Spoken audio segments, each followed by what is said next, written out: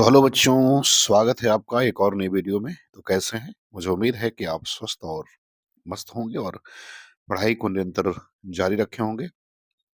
बच्चे, यदि आप TGT, PGT, net, JRF, assistant professor की तैयारी कर रहे हैं, तो ये वीडियो आपके लिए बहुत महत्वपूर्ण है। तो चलिए शुरू करते हैं आज की वीडियो।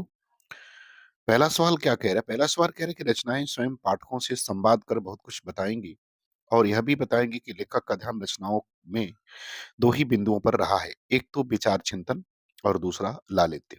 जो कह सके ललित निबंध ठहरी हुई विधा नहीं है। उपयुक्त कथन किस निबंधकार का है? तो आपको बताना है कि ये कथन जो है वो किस निबंधकार के द्वारा कहा गया है। हजारी प्रसाद द्विवेदी, विद्यानिवास मिश्र, विवेकी राय या कुबेरनाथ राय। तो आपको बताना है कि ये कथन जो है वो किस निबंधकार के द्वारा कहा गया है। तो बच्चों, ये कथन जो है वो विवेकी राय के द्वारा कहा गया है। तो विकल्प सी जो है वो पहले का सही हो जाएगा। बात करेंगे सवाल नंबर दूसरे की। सवाल नंबर दूसरे में कह रहा है कि अर्थोपक्षेपक का भेद नहीं है। आपको ये बताना है कि अर्थोपक्षेपक का भेद कौन सा इसमें से नहीं है। प्रवेशक, चूलिका, पताका या अंकास्य। तो बताना है कि कौन अर्थोपक्षेपक का भेद नहीं है। तो बच्चों, अर्थेपक्ष कुल 5 होते हैं, तो आपको बताना कि इसमें से कौन सा भेद है जो अर्थोपक्षेपक का नहीं है। तो बच्चों, अर्थोपक्षेपक का जो भेद इसमें नहीं है वो पताका नहीं है। बाकी तीनों जो है वो अर्थोपक्षेपक के भेद हैं। तो विकल्प सी जो है वो दूसरे का क्या होगा? सही हो जाएगा। सवाल नंबर तीसरा, देखते हैं कि तीसरा क्या कह रहा है। कह रहा है ईदगाह कहानी में मोहसिन मेले से कौन सा खिलौना खरीदता है। तो आपको ये बताना है कि ईदगाह कहानी में मोहसिन मेले से कौन सा खिलौना खरीदता है। ए कह रहा है वकील, बी सिपाही, सी खंजरी और डी भिश्ती। तो आपको बताना है कि प्रेमचंद के द्वारा लिखी गई कहानी ईदगाह में मोहसिन मेले से कौन सा खिलौना खरीदता है। तो बच्चों, मोहसिन मेले से भिश्ती खरीदता है। तो विकल्प डी जो है आपका तीसरे का सही हो जाएगा।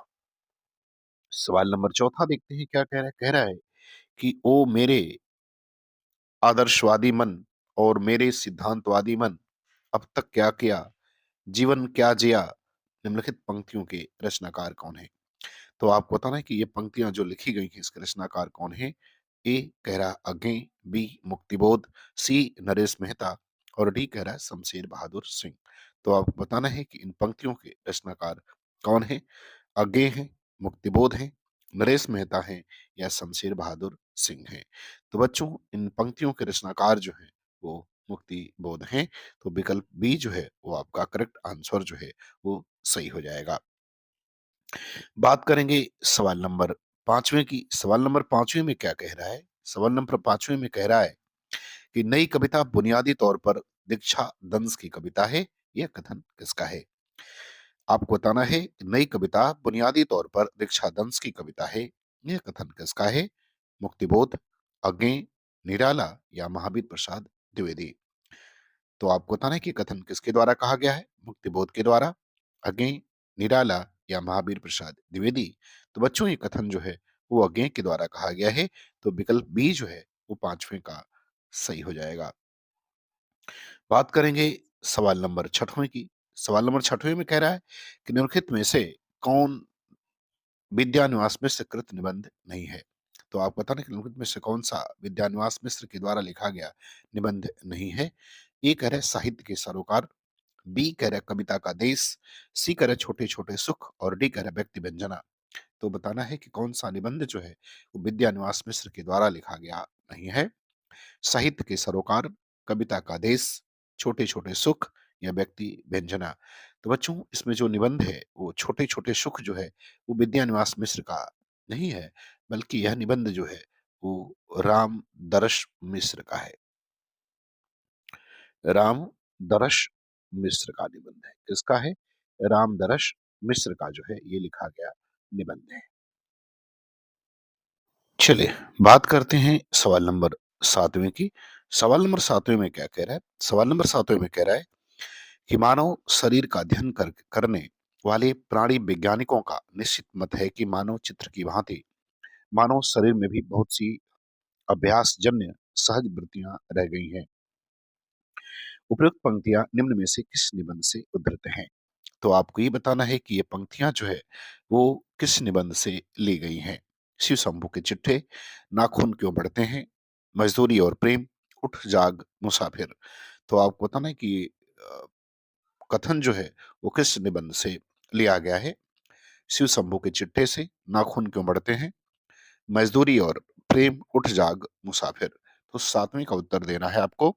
तो बच्चों 7वें का उत्तर बी हो जाएगा, नाखून क्यों बढ़ते हैं, और इसके लेखक जो हैं वो हजारी प्रसाद द्विवेदी हैं।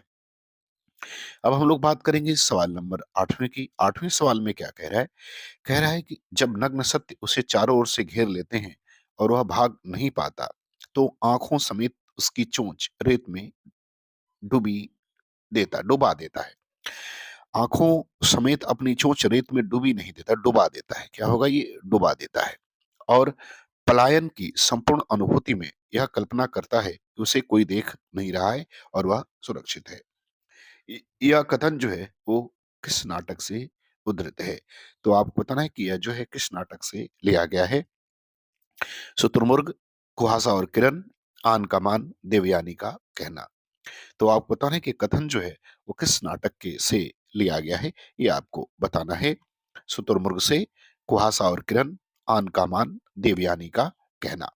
तो 8वें का उत्तर आपको देना है।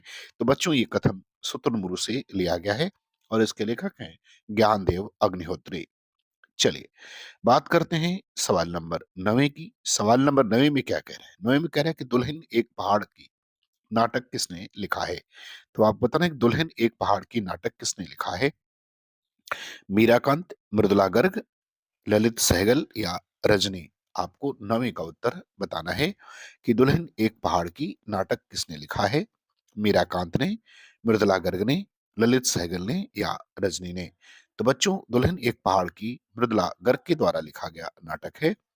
तो 9वें का विकल्प बी जो है वो सही हो जाएगा। बात करेंगे सवाल नंबर 10वें की। सवाल नंबर 10वें में क्या कह रहा है? कह रहे हैं कि जी हाँ, और हमारी बेइज्जती नहीं होती जो आप इतनी देर से नापतोल कर रहे हैं। और जरा अपने इन साहबजाद से पूछिए कि अभी पिछली फरवरी में ये लड़कियों के हॉस्टल के इर्द गिर्द क्यों घूम रहे थे और वहां से कैसे भगाए गए थे। रीढ़ की हड्डी एकांकी में यह कथन किसने किससे कहा है? तो आपको बताना है कि रीढ़ की हड्डी जो एकांकी है उसमें यह कथन किसने किससे कहा है? उमा रामस्वरूप से, प्रेमा गोपाल प्रसाद से, गोपाल उमा से या उमा गोपाल प्रसाद से? तो 10वें का उत्तर आपको देना है कि ये कथन जो है किसने किससे कहा है, और एकांकी का नाम है रीढ़ की हड्डी। तो बच्चों ये कथन जो है उमा गोपाल प्रसाद से कहती है। विकल्प डी जो है इसका आंसर सही हो जाएगा। बात करेंगे सवाल नंबर 10वें की। सवाल नंबर 10वें में क्या कह रहा है? कह रहा है कि वापसी कहानी की लेखिका है। आपको ये बताना है कि वापसी कहानी जो है वो किस लेखिका के द्वारा लिखा गया है? मृदुला गर्ग, उषा प्रेमवदा, अलका सरावगी या नसीरा शर्मा? नासिरा शर्मा है ये, नसीरा शर्मा नहीं है। क्या है ये? नासिरा शर्मा है। तो आपको ये बताना है कि किसके द्वारा लिखा गया है? मृदुला गर्ग के द्वारा, उषा प्रेमवदा, अलका सरावगी या नासिरा शर्मा? तो बच्चों वापसी कहानी जो है वो उषा प्रेमवदा के द्वारा लिखी गई है।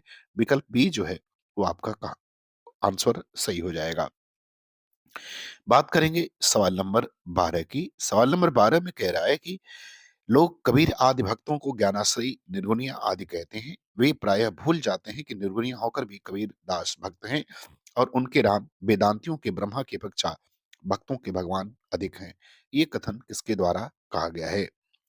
ए कह रहे आचार्य रामचंद्र शुक्ल, बी परशुराम चतुर्वेदी, सी कह रहे आचार्य हजारी प्रसाद द्विवेदी और डी कह रहे नंदुलारे वाजपेयी। तो आपको बताना कि 12 का उत्तर जो है वो क्या होगा?